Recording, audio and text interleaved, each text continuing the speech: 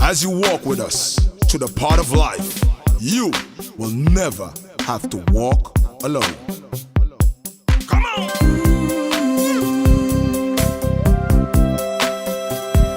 When you walk through a storm, hold your head up high and don't be afraid of the dark. At the end of the storm, there's a rising sun. Look for the rising sun. And the sweet silver songs of the sky. Put God in front, we'll walk behind. Walk on through the wind. Walk on through the rain. Door to door and hand in Though hand. your dreams be tossed and blown,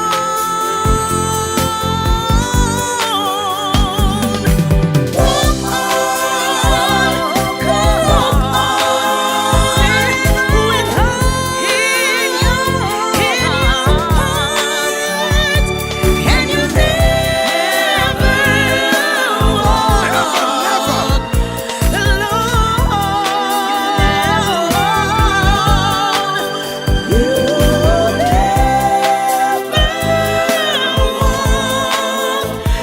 alone.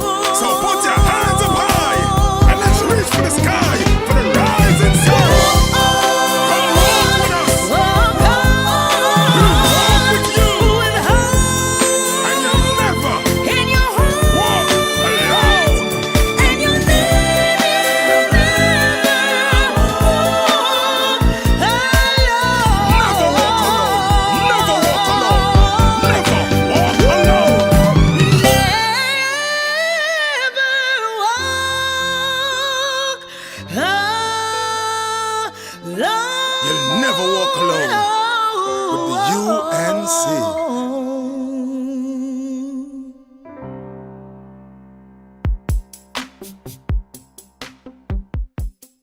We stand united in the belief that if you empower a community, the community empowers the country.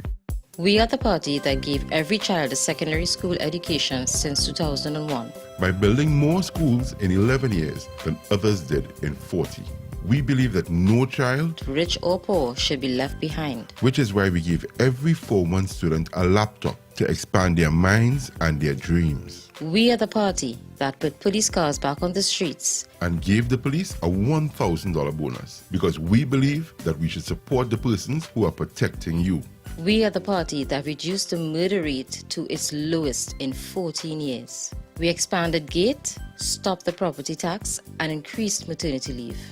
We are the party that invested in you and your community by investing in schools, community centers, lighted parks, 24-hour health centers, and the most extensive road repair program in decades. We believe that education is always a solution and that no one should have to pick between sending their child to school or buying food. We are the party that works for you. We are the first responders in every situation, working to deliver a better standard of living for you and your family. And most importantly, we have confidence in you, the people of Trinidad and Tobago. This is not a campaign, it's a movement based on building communities and strengthening families. Come out and join us, and together we will get the nation working and moving again. Our children will once again have access to GATE and technology We will improve healthcare. by cutting the time it takes to see a doctor in an emergency. We will establish a senior citizen unit in every major hospital and staff the hospital with the doctors and nurses you need to create a first-class healthcare system. We will focus on creating high-paying jobs, fixing our laws to remove red tape, and ensuring that you and your family are safer. We will reduce corporate taxes to jumpstart the economy, create a special investment zone along the East-West corridor, and work with entrepreneurs to build a digital economy. This is an investment in your community to move the nation forward and get TNT working again.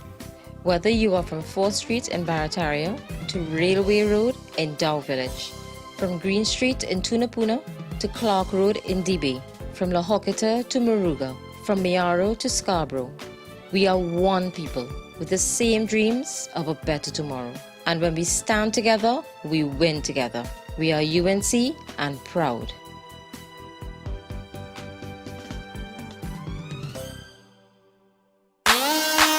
Everybody now, let's go. Come on, come on.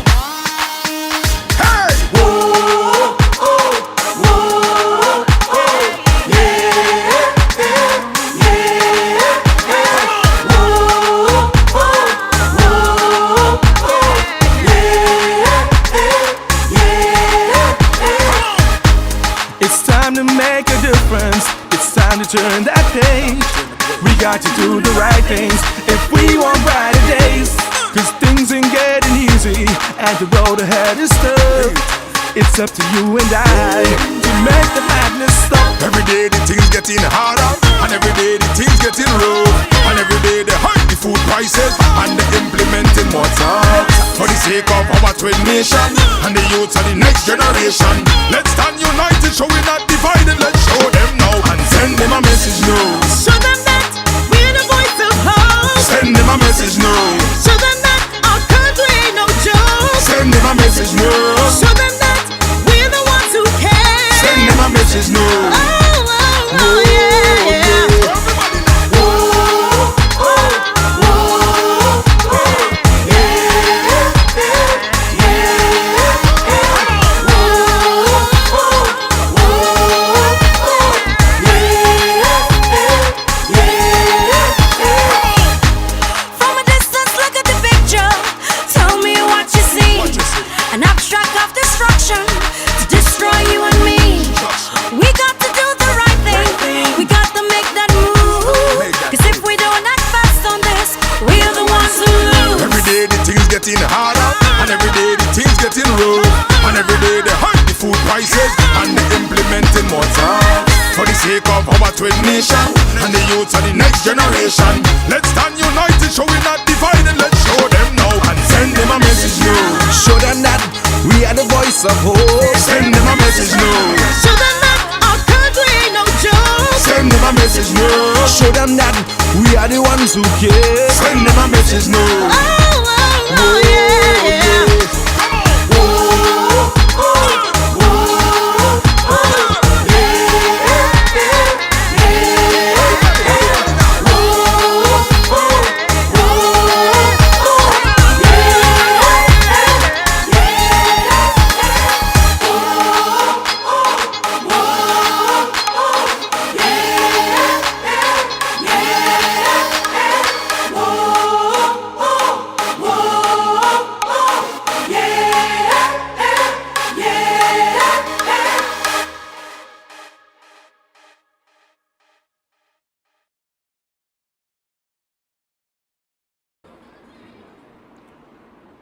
Good morning to our viewers, listeners on the World Wide Web and all the different social media platforms. This morning, I welcome you to our Sunday morning presser at the opposition's headquarters. Today, I am joined by my good friend, my colleague, I would call him my brother, MP Rudranath Indarsingh, the member for Couva South.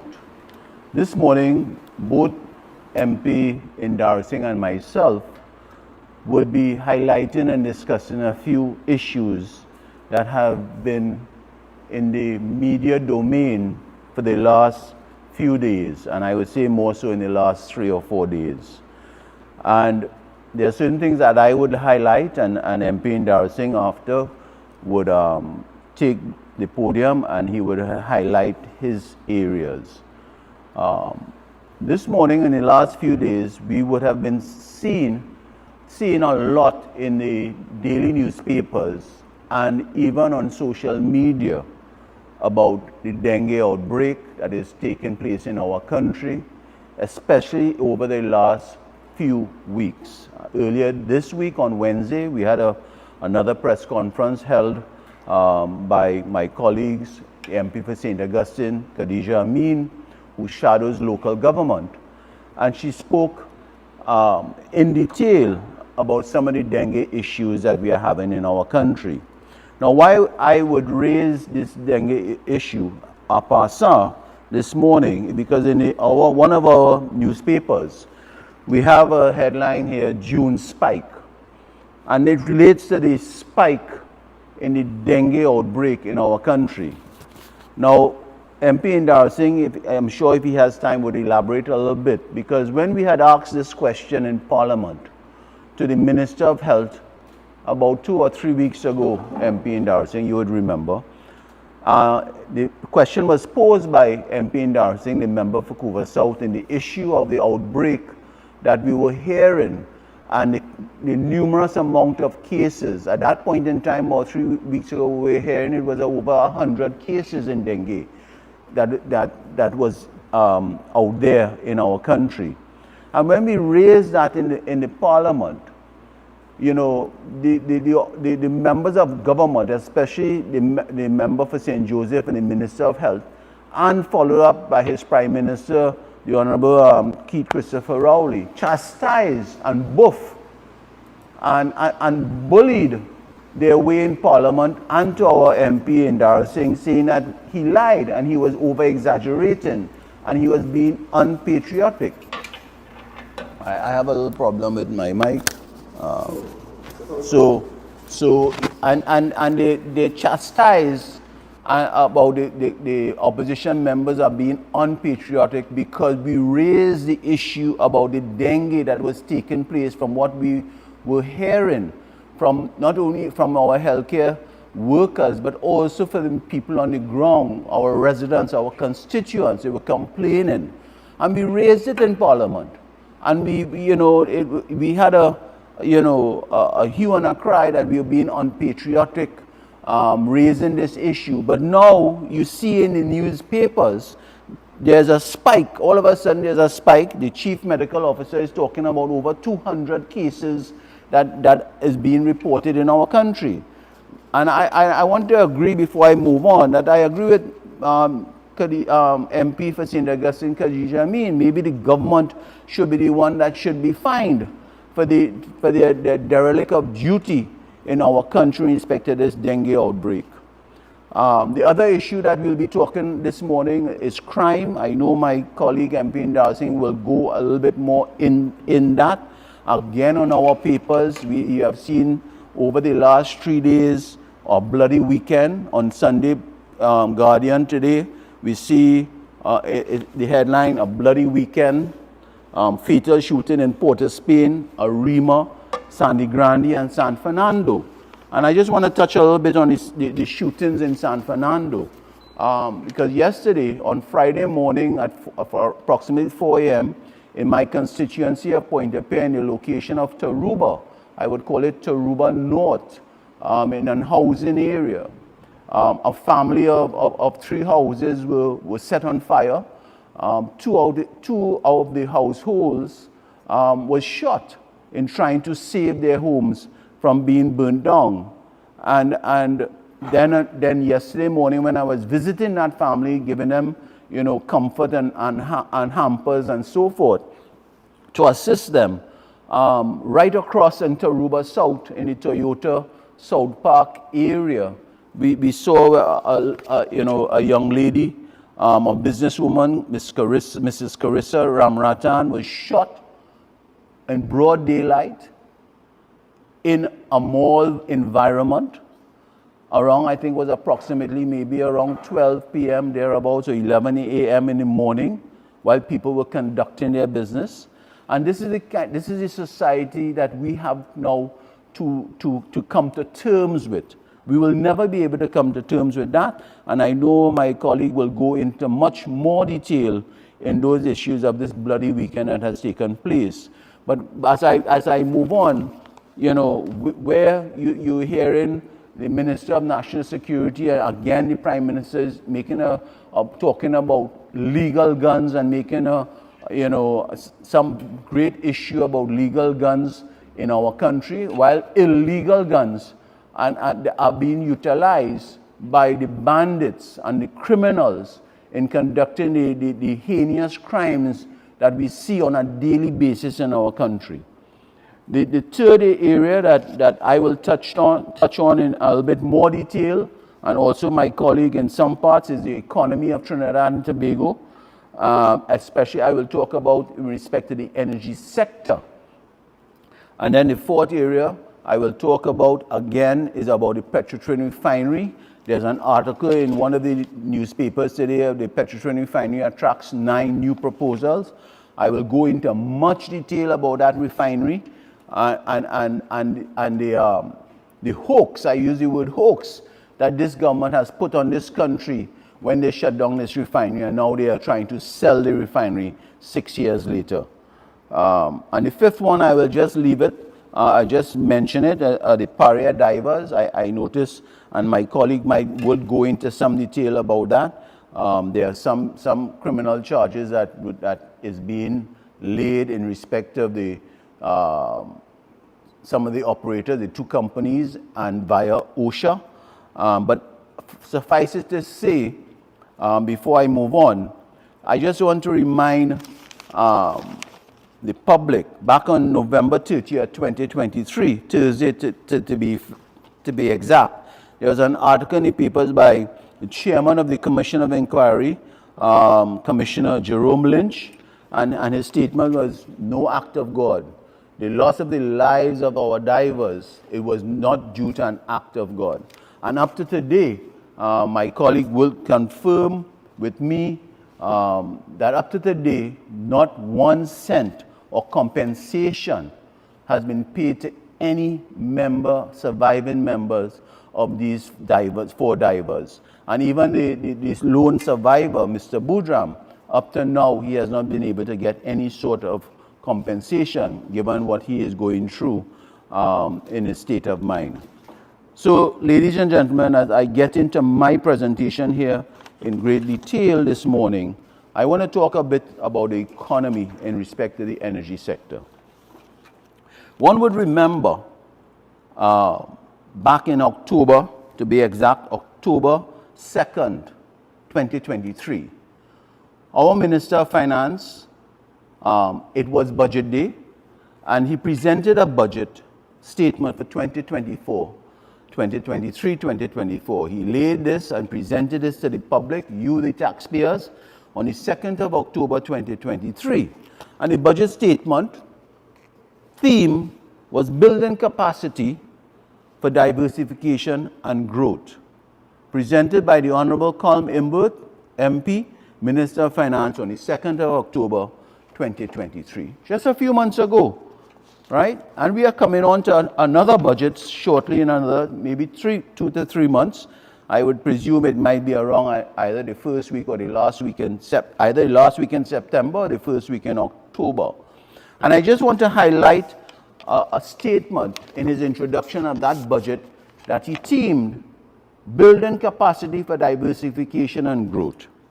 And I just want to repeat here, and I quote one paragraph, Madam Speaker, it needs to be repeated after 8 years ago, in 2015, when we were elected to government, our economy was confronted with exceptional and challenging difficulties because of a collapse of oil and gas prices, coupled with declining oil and gas production and an unhelpful petroleum tax regime.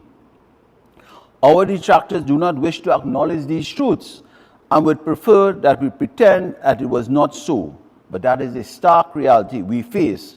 So what Imbert was saying back in October last year when he presented his 8th or 9th budget, he was saying that they had challenges, but they have overcome those challenges, and they have been building capacity and diversification over the last 8 and 9 years.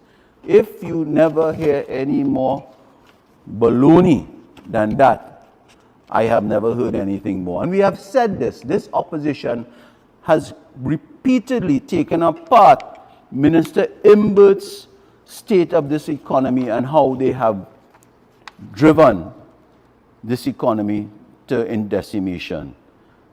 And as Minister Imbert wind up on his contribution, you know, I just want to state that, you know, in conclusion, in his winding up, you know, Minister Imbert was given the impression to the public that this is a great budget that he's presented in October 2023 for the 2024 budget. Building capacity for diversification and growth. This was in October.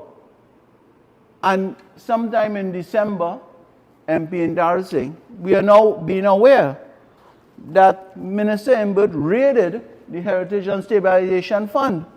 He raided the Heritage and Stabilization Fund, quietly took out money from the Heritage and Stabilization Fund after he presented a budget in October talking about building capacity and diversification for growth.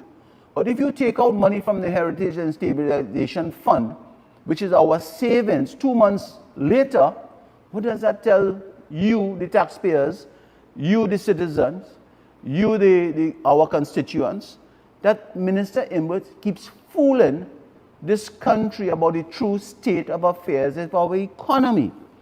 Now, yesterday in one of the papers, I think all 3 dailies, they talked about this central bank report. This central bank report that was produced yesterday is a historic report. It is related to the last quarter of 2023. So it is not even current.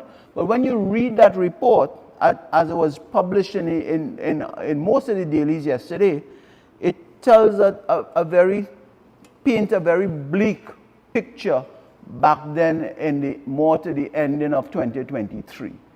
And when the opposition debated that budget in 2023 for 2024, we took apart the performance of this government for the year 2023-2024. And we were condemned once more by some of I call them pundits, economists, that we don't, even this government, that we don't know what we're talking about. But our opposition leader has time and time has given you the facts that what is really the true state of affairs in our country in respect to our economy. Now, so yesterday you heard about the central bank report, which is historic data, and it tells a picture of what we know and the opposition knew, and I'm sure what this government knew, and I'm sure the economists also knew, but they keep hiding the facts from the taxpayers and the people of Trinidad and Tobago. So what are the real facts that is in our economy? And I would throw you back to just a month ago, June the 6th. June the 6th, last month, there was an article, an affidavit that the Minister of Finance had to present in a court matter with the Trinidad and Tobago Revenue Authority issue. And in that affidavit, which is current, a month ago, Minister Imbert really tells us what is the true picture of our country. And what is the true picture? He states, the next 3 years will be challenging. This is June the 8th, 2024. Imbert tells court oil and gas shortfalls. Right? Next 3 years will be challenging. These are not the opposition words.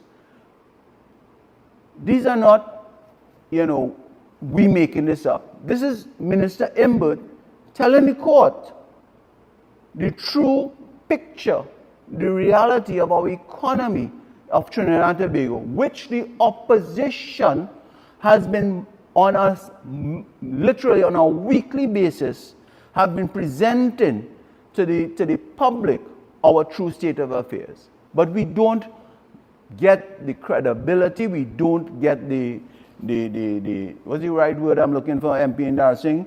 We don't get the credit for highlighting the true picture of the state of affairs. What we get is a condemnation by this government that we are unpatriotic. But these are Imbert's words. Next 3 years are challenging, and we know that. We know that. In this article, it talks about oil and gas production has been the lowest in the history in our country. It talks about challenging in our foreign exchange situation. And that is why when we talk about the forex situation, recently, a couple of weeks ago, I had posed a question to the Prime Minister in question in Parliament. I asked the Prime Minister back on the 3rd of July. So these are recent occurrences that the opposition is bringing here this morning. On the 3rd of July 2014, I asked the Prime Minister, what was the reason for borrowing, going out in the open market internationally and borrow $750 million US dollars. That's close to over 5 billion TT dollars. But he borrowed on the international market $750 million US dollars. And you know what the Prime Minister's response was? And I quote, "I mean, Madam Speaker," this is the Prime Minister's quote, "we do not print US dollars in this country, and there's a constant demand for forex. We don't print," this is the Prime Minister, "we don't print US dollars in our country, and there's a constant demand for forex. So I'm wondering where we are not earning surplus foreign exchange, where does the member, meaning the member for Point A, expect us to get foreign exchange? So if we do not borrow some on the international market." So what the Prime Minister is telling this country, we have a foreign exchange problem. That's what the Prime Minister is telling this country, We have a foreign exchange problem. And we don't make US dollars. And what he's also saying, our revenues that we're supposed to be getting from our oil and gas and our downstream sector is not in keeping with what Minister Imbert had budgeted. So there's a great shortfall in that US revenue that we were supposed to be getting based on the budget numbers that Minister Imbert would have presented back in October. He pegged the oil at $35. He pegged gas at $5. And when we were telling them, the government, that you are being a little bit exuberant in the pricing, he condemned us. He said we got expert advice internationally to use these numbers. But there is a great shortfall. So the Prime Minister is saying they had to borrow on the international market to get foreign exchange so that our importers can have access to foreign exchange. That was his response. Now that's a telling thing, ladies and gentlemen out there. That is a telling situation in our economy here this morning. So we all agree that the oil and gas situation we are in trouble. Our oil and gas production has been down for the last, especially over the last 8 to 9 years since this PNM government has taken over back in 2015. You would hear the Minister of Energy all of a sudden in the last few weeks, he's doing a lot of photo ops, right? Meeting with a lot of different energy companies. And I want to ask a question. All of a sudden, this government has changed their tune from dragon gas now to manatee. All of a sudden, for the last 8 years, Minister Young, Prime Minister Rowley, and his team has been only talking about dragon gas and the Venezuelan deal with Maduro. They have banked on that for the last 8 years at the expense of trying to do proper incentivization and drilling to incentivize our energy company to keep our drilling and exploration going while we hopefully get the dragon gas. Now, I want to repeat again, the opposition is not against any gas we can get legally from the Venezuelan government, whoever they are. Whether it is Maduro, and I know in a couple of weeks there's another a general election in Venezuela, and whoever is in charge of the government, we, the opposition, do not have a problem if we can get gas or from the Venezuelan colleagues legally. Right? Now, all of a sudden, in the last 8 years, we have now switched to something, the Manatee. It used to be called the Lauren Manatee Field. And all of a sudden now, the Manatee has overtaken the script of the Dragon gas.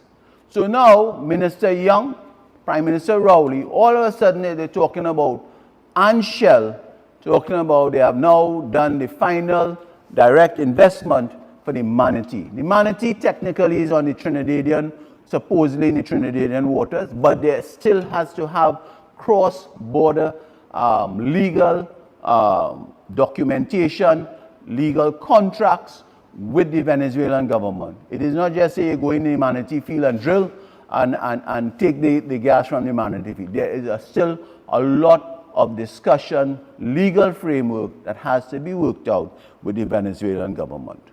But all of a sudden, to change the picture, because it appears now maybe the Dragon field has a lot more geopolitical issues than this government, led by Prime Minister Rowley, is really telling this country.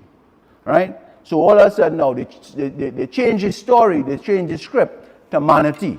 And Manatee is coming in 2027.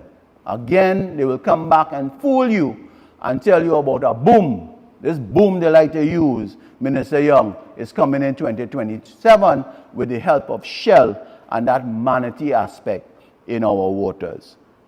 Now, we are happy if that comes on stream in 2027. The earlier it comes on stream, it is better for the economy of Trinidad and Tobago, because right now, we do not have the amount of gas supply to our needs on a daily basis, to our downstreamers, and that affects our revenue streams via taxes, etc.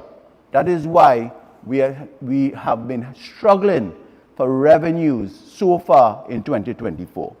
So I will wait to hear Minister Young and Prime Minister come out and say the member for Point-a-Pierre don't know what he's talking about again.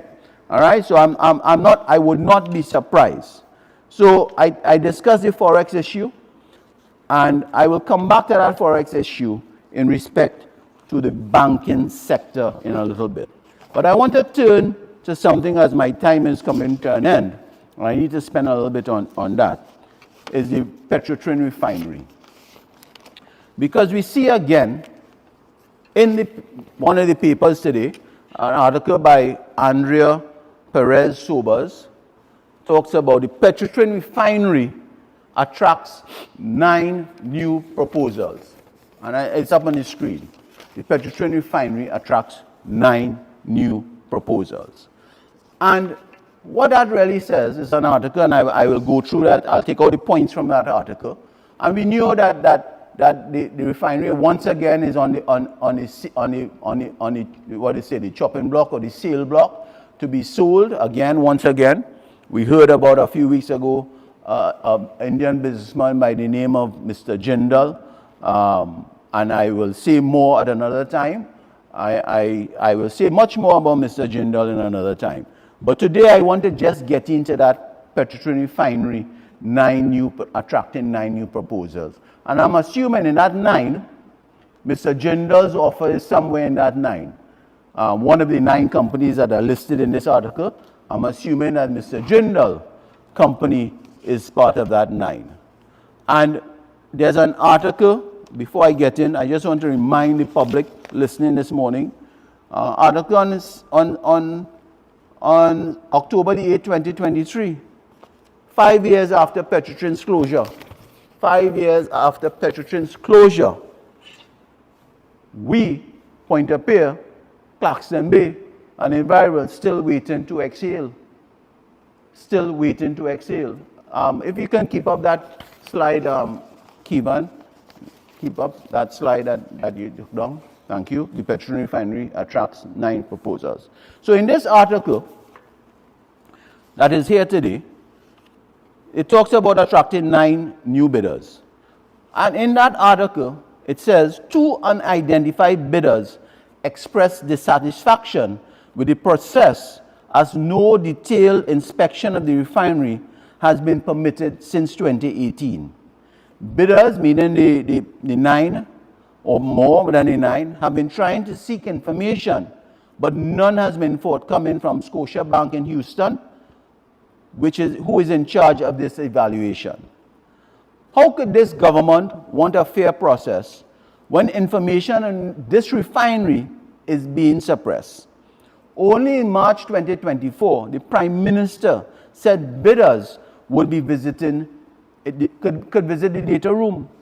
One of the bidders in this article noted that 5 years ago, this is interesting, one of the bidders in this article noted that 5 years ago, the cost to reopen the refinery would have been around 400 to 500 million US dollars, 5 years ago, if this government is serious about selling that refinery.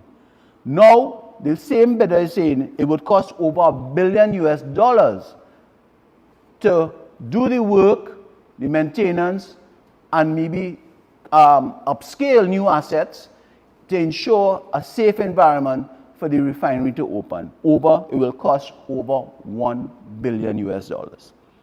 We have always said, the opposition has always said, that the government ruined the true value of the refinery by waiting so long. And whatever offers that they might have gotten 5 years ago would have been a far superior offer than what would be offered today 5 years later. And another part of this article talked about, the difficulty in the assets are being aged after 5 years. Now, so the government once again is trying to sell the refinery.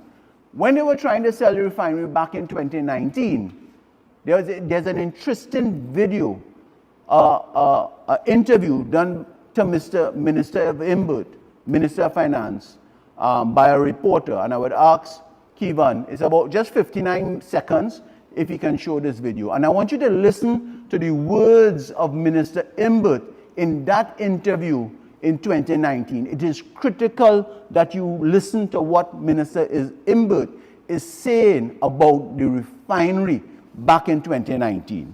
Kevin, could you play that, please? The refinery has a profound effect on the GDP of Trinidad and Tobago.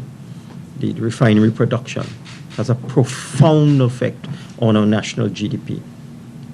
And therefore, our primary focus is to get it up and running as quickly as possible. In costs. And a lot of people have asked the question as to if the refinery was so unprofitable over the years, why should anybody believe that a new entity can make it profitable? And there's a simple answer to that. The refinery is saddled with huge debt, billions of dollars of debt. Any person taking it over now will not have to carry that debt. We expect to get revenue from the economic activity that is created by the startup of the refinery, from income tax, from value-added tax, from the spin-off multiplier effect in the communities around the refinery, and from the payments when they start to pay us. Okay, so when you listen to Minister Imbert, this is back in 2019, when they were talking about selling the refinery and they had bids. Minister Imbert, in that video, first, when you listen to that video, you have to ask the question, you have to ask yourself, what he said in that video, he talked about the refinery, the production has a profound effect on the GDP of Trinidad and Tobago, and therefore our primary focus is to get it up and running as quickly as possible. This is Minister Imbert's voice. It is there in the history, in the archives, right? It is there. Minister Imbert, back in 2019, is saying the refinery has a profound effect on the GDP of Trinidad and Tobago. Why they shut it down? Why did the question I'm asking? Why did Prime Minister close down the refinery? Didn't he listen to Minister Imbert? Didn't talk to him and say the refinery has a profound effect on the GDP, the growth of our country, our gross domestic product? Minister Imbert didn't tell Prime Minister Rowley that before they shut it down. He didn't also, what Minister Imbert is also saying, that whoever buys the refinery, that was back in 2019, it will be successful. He's saying the refinery will be successful. You know why? The refinery he is saying was not successful is because it had this huge debt, saddled with huge debt. And the government in 2019, 2018 would have removed that debt, absorbed that debt, write off that debt. The taxpayers would pay that debt so that the person who's buying the refinery is not saddled with that debt. So we have now, the taxpayers, based on what Minister Imbert is saying, we absorb that debt for somebody, whether it is Mr. Jindal, whether it is Mr. Tom, whether it is Mr. Harry, that whoever buys the refinery, because it is not OWTU, right? So if it's Mr. Jindal, if it's Mr. Harry, if it's Mr. Tom, when they buy that refinery, they would not be saddled with that debt, right? And he also, Minister Imbers also said that they will get revenues from the refinery in respect of VAT and income tax, and there would be a spin-off in the communities. So if Minister Imbert knew the value of the refinery, why Minister Imbert as Minister of Finance, a senior acting Prime Minister, or acts as Prime Minister for the last 8 or 9 years, why would he encourage his colleagues to shut down the refinery back in 2018? It just does not make sense, ladies and gentlemen. And we, the opposition, the Honorable Kamala Persad-Bissessar has always said there's something funny about that shutdown of that refinery. And when we return to government, Mrs. Persad-Bissessar said she will call, her government will call for a commission of inquiry into the real reason we shut down that Prime Minister Rowley shut down that refinery. And so it just does not make sense. When you listen to Minister Imbert is all about, talks about the great things about the refinery. It is good for the country. It's a profound effect on our GDP. He talks about, it will get revenues from VAT and so forth. Now, I have a FOIA. Interesting, huh? Because Minister Imbert is saying they will get VAT and income, and they will be profitable. Now, I have a FOIA that I got from someone who filed the FOIA, and it's a recent FOIA, very recent, and 9th of July 2024. And the FOIA, the questions that were asked to Trinidad Petroleum Holdings Limited, and I have the response here. And the response came from the corporate secretary. The person's name is Joanne Sinanan Singh. All right, Joanne Sinanan Singh, sorry. And it was written to, the FYI was done to the Trinidad Petroleum Holdings Limited, which is the holding company for all these new companies that this government formed, the Heritage, Paria, etc., Garakara, etc. And we asked 3 questions. Question 1, we asked 3 questions. I want you all to listen to the 3 questions. State the total quantity of crude oil imported by Petrotrin from 1994 to 2018. 2018 reason being the refinery was shut down in 2018. So the question we asked, state the total quantity of crude oil imported by Petrotrin from 1994 to 2018. And the reason for that question is because Prime Minister Rowley goes out on the media and talks about, well, it is not, we shouldn't be importing crude oil because we don't produce all the crude oil that is needed in our refinery, and it is wrong to import the crude oil and so forth. I want to tell Prime Minister Rowley, and the opposition always told him, since 1994 we importing crude oil because we have never been able in our production to get the quantities that are required to make production efficient in our refinery. So in 1994, and I'll just give you a snippet. In 1994, we imported crude oil for the year 41 million barrels. In 2000, 224 million barrels. In 2005, mixing up, sorry. So let me start again. In 1994, the crude oil imported in our country was 2.6 million barrels of oil. In 2000, we imported 33 million barrels of oil. In 2010, we imported 28 million barrels of oil. In 2009, the PNM government under Prime Minister Manning imported 34 million barrels of oil. In 2012, the PP government imported 26 million barrels of oil. In 2013, PP government imported 22 million barrels of oil. In 2015, when the PNM government took over, they imported 26 million barrels of oil. In 2016, the PNM government imported 35 million barrels of oil. In 2017, PNM government, 32 million barrels of oil. 2018, the last year of operation, they imported 31 million barrels of oil. So why I quote these numbers is because we as a refinery have always been importing oil to supplement our production needs to ensure that the refinery operates at efficiency and at a refinery output that would make it profitable. And you would think that this government tells you this song and dance that the refinery was not profitable. Let me just give you some numbers, and just in essence of time. In 2005, the refinery made a profit of $1.6 billion. In 2008, the refinery made a profit of $2.4 billion. In 2011, PP government, the refinery made a profit of $2.264 billion. A profit, the PP government. And these are not David Lee numbers. These are not the opposition numbers. These are a FYI file given to us by Trinidad Petroleum Holdings Limited. So in 2011, the refinery made a profit of $2.2 billion. In 2012, the refinery made a profit of $943 million. In 2013, we made a profit, the refinery, of $21 million. You know when they really started to go down?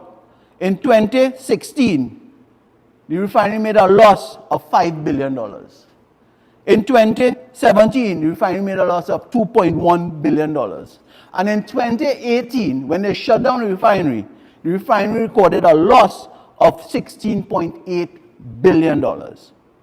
These are the numbers, these are the profits. So and also, let me just give you some numbers that of the taxes paid by the refinery, right? In 2014, let me give it to you. In 2011, under the PP government, Petrotrin paid over $4 billion to BIR in taxes. In 2012, over $2 billion in taxes. In 2013, over $4.5 billion in taxes that the PP government paid the refinery under their management. All right, so that the refinery is a very successful company. It was just poorly managed under this present government between 2015 to now. And we have to keep asking the question, why did this government shut down the refinery? So it is not adding up, ladies and gentlemen. We have the numbers. The Petrotrin refinery had made a profit. There are some years that it lost, but the years that it lost tremendously was between 2015 to 2018 when this government shut down the refinery. So the maths is not mathsing. The reason that this government is giving this country about shutting down the refinery, it is not adding up, right? And if it is so bad, why they want to sell the refinery to someone? The reason they're saying that this new proposal is that whoever purchases the refinery must have a ready supply of oil for the refinery. Where Mr. Jindal, if he is the preferred purchaser, going to get that oil? He lives in India. Where is he going to get that oil? Where is he going to get that oil? Is it, I'm asking, is it coming next door from Venezuela? Right? So they have a lot of questions that has to be asked.